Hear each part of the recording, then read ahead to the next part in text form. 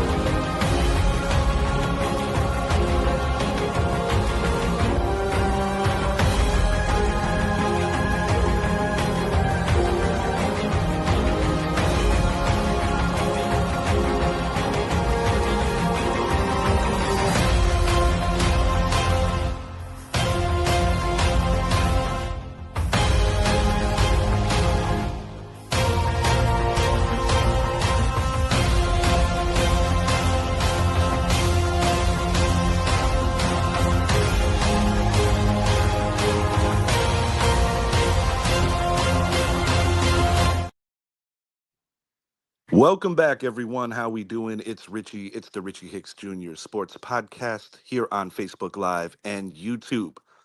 On today's show, I'm going to be hitting on the embarrassing performance out at the Prudential Center in Jersey for my beloved New York Rangers, as their season is most definitely on the brink. They are in trouble, and the remainder of the schedule does not get any easier. Jalen Brunson going to show his face at Madison Square Garden today. Should be getting some action in his long-awaited return. Very happy about that. We need him to get his legs back and get back into basketball shape before the NBA playoffs begin. Going to hit on the Yankees making some history. And I'm going to talk about the NCAA tournament and the way things played out. Quite shocking. Going to start this up on the ice. I already said it. My New York Rangers suffering a 4-0 loss to the rival New Jersey Devils. Their season is essentially on a banana peel. I've been basically saying this for the better part of a month. All season, the biggest frustration with my hockey team is that they have never seemed to put together a complete 3 periods for more than 2 consecutive games. The record suggests it. And, the roster shakeup was an attempt to kind of get some new blood into the locker room in hopes of a late wild card run. But after seeing what I've seen for the better part of 70 plus games, all I can say without even batting an eye is that the Rangers do not belong in the playoffs. And when you consider that this team had the best record in all of hockey last season, which I've alluded to many times on the show has been a curse, um, it's just been a long, long year. Igor Shesterkin got the big money deal. It just hasn't panned out. And I think the Rangers are at a crossroads in the bigger realm of things with this roster. And I think they really have to ask themselves, can we go another 82 next year with this core, or do we have to keep trading off more pieces? Is it time to consider moving on from Zibanejad amongst other beloved veterans? That is something that management is going to have to figure out. But as much as it pains me to say this, I will give kudos to the New Jersey Devils. They look like a team that can definitely ruin somebody's day in the playoffs. Alex Ovechkin, of course, going for the record for Wayne Gretzky's all-time goals scored. So that does give me a reason to still keep myself tuned into hockey. But I must admit, Stanley Cup playoffs are not going to feel the same with my Rangers not in it. And yes, although they are not officially eliminated, I am giving them their unofficial eulogy. Very disappointed. But one thing about being a Ranger fan my entire life is that at least I could say that I got to see the one time in 1994 over the Vancouver Canucks. But the Rangers made sure to make sure that it didn't come easy. Rangers, of course, were up 3-1 in that series. And those final 8 to 10 minutes of that game in game 7 were probably 10 of the longest minutes of my life, but I will always remember being a 13-year-old fan and at least having that wonderful memory of just a great, great Ranger team. Jeff Bukaboom, the captain Mark Messier, Brian Leach, one of the greatest goaltenders we ever had, Mike Richter. Seems like another lifetime ago. And even going back to that era of Rangers hockey, I do believe that two in a row could have been a possibility were it not for the 93 Pittsburgh Penguins and the combination of Yarmer Yager and Super Mario Lemieux. But nothing that I'm not used to. Got to wait another year to see if the Rangers can bring home that ever elusive fifth Stanley Cup. Jalen Brunson returning to his team, the New York Knicks. He was cleared for basketball activities recently, and the word is he should be getting some action today. In what form, I am not 100% sure. I hope Tom Thibodeau is wise enough to break him in slowly.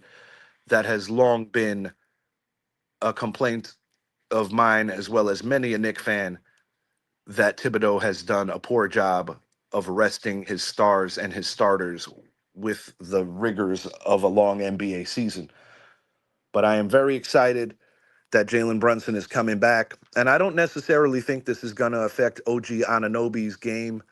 He has really been lighting up the scorecards lately, as well as Carl Anthony Towns. They've been their 1-2 in the absence of Brunson. I think Brunson just needs to get into that mode of keeping his teammates involved and not playing hero ball.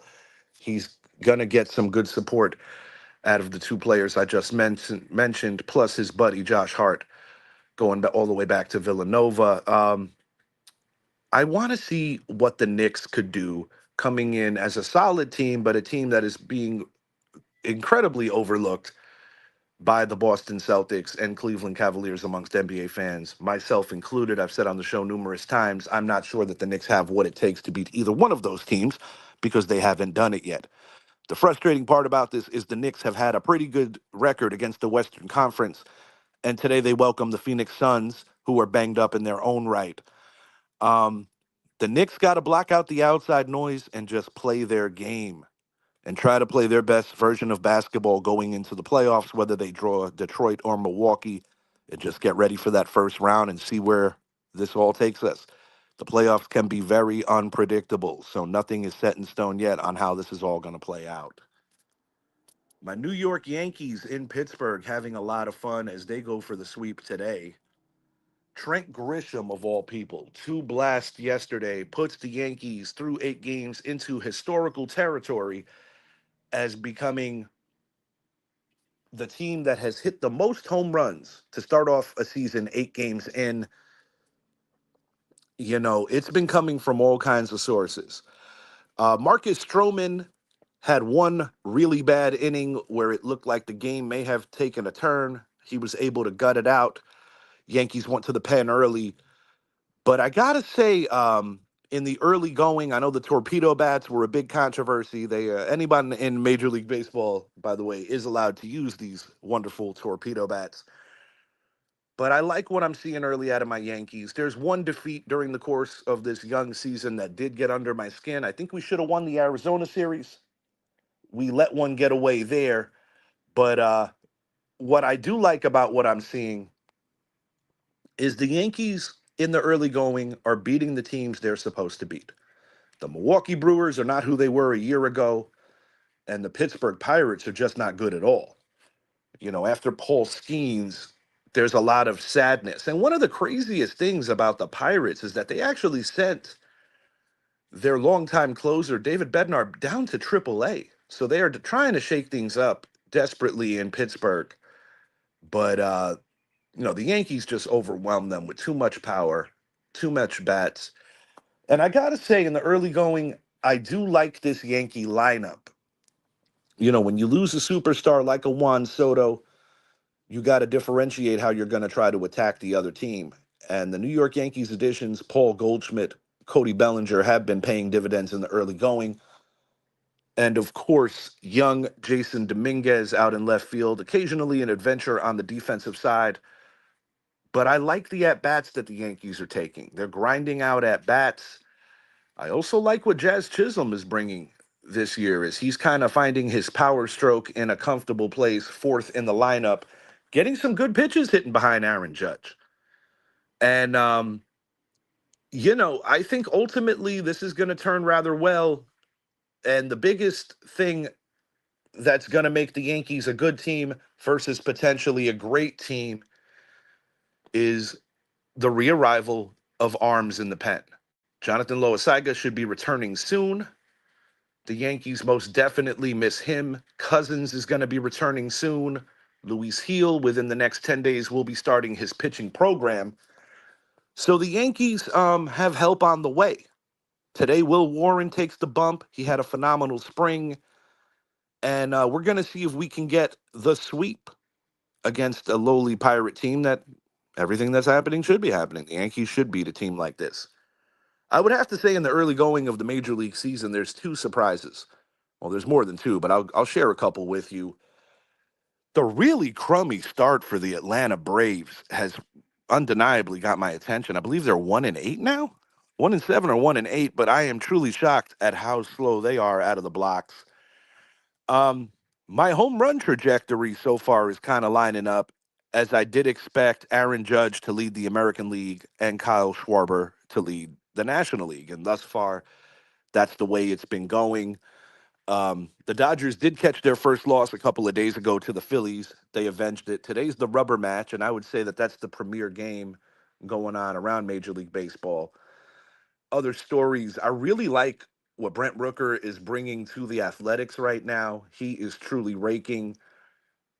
And in the early going, it's still a lot of trying to figure out the identity of some of these teams. You know, another one of a shock and one that I'm trolling my best friend Richard Dorney on. By the way, congratulations, coaching your daughter's team. Incredibly cute. Shouts out to my beautiful niece Camilla. Enjoy your young baseball journey. Very cool to see the kids having fun on the diamond. But getting to some humor here, my buddy Richie literally, and I mean literally, sent me meme after meme after meme after meme, having fun with me about the Soto departure, going to Queens, getting the bigger bag. And the player that he was traded to the Yankees with, Trent Grisham, who has primarily served as a fourth outfielder, a plug and play starter when needed, but not, you know, a normal starter. Currently, in the very early going of this major league season, actually has more home runs than Juan Soto.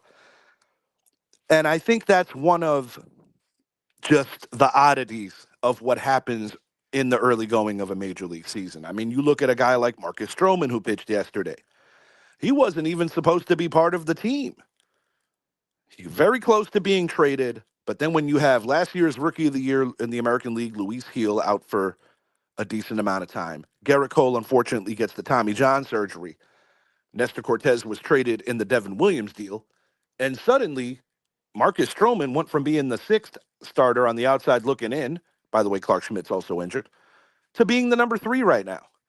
Um, I do think that once the Yankees get to full strength in their bullpen, they have the most elite bullpen in Major League Baseball. Of course, they're going to have to perform and prove me right.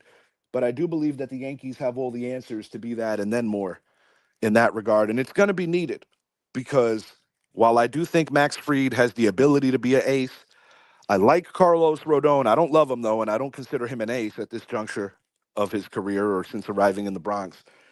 So I don't think the Yankees truly have that one guy that's going to give you a guaranteed 7 innings every time he goes out like Garrett Cole usually could bring. But what the Yankees do have a massive advantage over so many teams is the fact that their bullpen could really shrink out opportunities for opposing offenses. And I do think that once this bullpen gets to full strength, that's going to be a huge way that the Yankees win a lot of ball games. And as I already alluded to, my satisfaction with the Yankee offense, I think things are trending upward in the grand scheme of things. And of course, I want to see Giancarlo Stanton back healthy. Not quite sure where DJ LeMahieu is going to fit into this mix when he eventually gets healthy, but it's early. And I always say this: you would rather have the injuries now than deal with them in the dog days of summer. And the pitching budget's also an important thing that the Yankees got to keep an eye on because it's uncharacteristic the way the season schedule has played out. But the Yankees have a lot of work, a lot of games back to backs. And early in the season, they're usually spaced out a little more. This particular year, not so much. But although I am hypercritical of Aaron Boone, going back to that disaster with the righty righty and the lefty matchups that didn't happen. For the most part, he's doing a decent enough job. Yanks are 6-2, looking to get that sweep, playing some good baseball right now. I still don't know who the hell is going to beat the Los Angeles Dodgers, giving all the talent that they have. But I am so happy that baseball's back. My fantasy team needs to get their head out of their collective asses. Looks like I'm going to take the L for the first week in my guy John Olson's league. Duke Blue Devils suffering a big heartbreak, blowing a 14-point lead with 10 plus minutes left. Duke's inability to close out games definitely given the eerie, untimely reminder of their early season collapses against Kansas and Kentucky. You got to give all the credit to Houston here.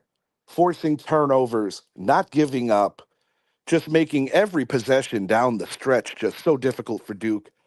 And I believe it was like the last 6, 7 minutes, Duke didn't convert a field goal, which is just remarkable. And this is a team that, in my opinion, has had their best offense in terms of efficiency probably since the mid 90s. And, year in and year out, Duke is turning out top 5 picks in the NBA draft. It's just a great system. And even with the departure of Coach Krzyzewski, they still have a phenomenal coaching staff. But this is one of those kind of losses that Duke is just going to have to deal with. I'm sure that many of those young men feel that they're the best team in the country, but unfortunately, they're not going to be able to prove that all the way through. And that is a very painful thing in sports where you may very well have the best team, but you come up short. One thing I will say about these Houston Cougars is they do not quit. And it's actually kind of cool because it's been about 4 decades since they've won it all. I think you got to go all the way back to the Drexler Olajuwon era. And as a New York Knicks fan, I absolutely wish that Patrick Ewing versus Hakeem Olajuwon could be flopped, where Ewing would have won the NBA Finals and maybe given up the L in the NCAA realm. Of course, Ewing missed out on a second NCAA tournament win with the shot that put Michael Jordan on the map. James Worthy, to a lot of people's memory, some people might not remember, was the most prolific player on that particular UNC squad. But yeah, long off season for Duke, but a great season. And it's just weird. Early in the year, they had trouble closing out games, and it reared its ugly head again at the worst possible time. Walter Clayton Jr. becomes the first NCAA player since Larry Bird to score 30 plus points in the Elite Eight and Final Four rounds as the Florida Gators defeat the Auburn Tigers 79-73. I want you to really think about that. It's been a hot minute since Larry Bird played in the NCAA, let alone the NBA. That is some elite company that you are keeping. Initially going into this final, I think I'm picking the Gators here. I think the Gators are going to do just enough, but I'm expecting a game that's going to be within 3 to 6 points. I'm expecting Houston, even if they get down early or even in the second half, if they are down a bit with a deficit. One thing about Houston, you can never, ever count them out. They have proven it all year long. But I think the Gators have the best pure scorer in this final. And I think the Gators just have a better roster. But the better roster doesn't always win. Houston just proved that. What are your thoughts? Who's going to win the NCAA men's tournament? Is it going to be the Houston Cougars? Is it going to be the Florida Gators? I'm going to make a prediction right here on the show. Give me the Gators 84. Give me the Cougars 79. I think it's going to be a close game. I think ultimately what will be the difference in this game is I think the Gators are going to shoot better from the charity stripe, and that will ultimately be the difference. Got a final thought here before I get out of here. Just bear with me, please.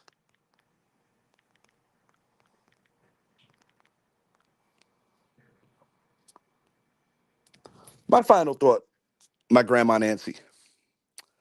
Today is her birthday. She is the woman in the blue dress, which I used as my avatar today. That's my grandfather next to her.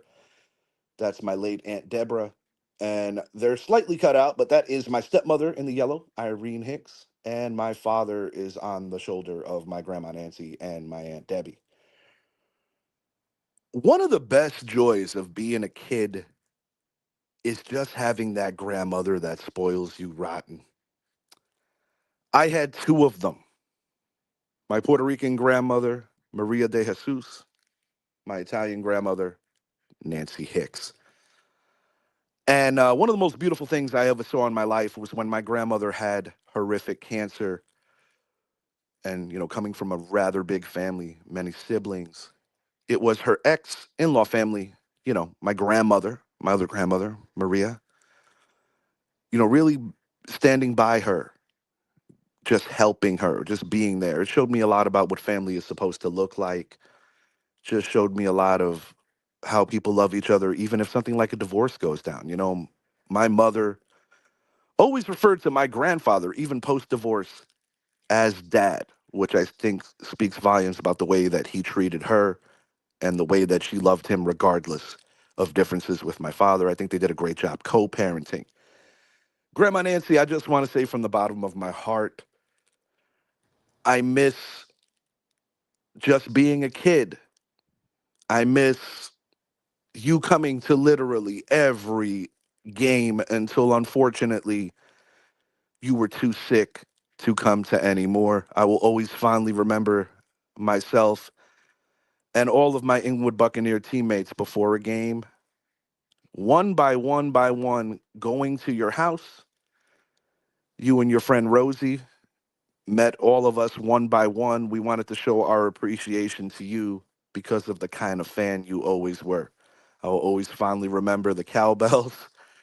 I will always fondly remember the amazing cuisine.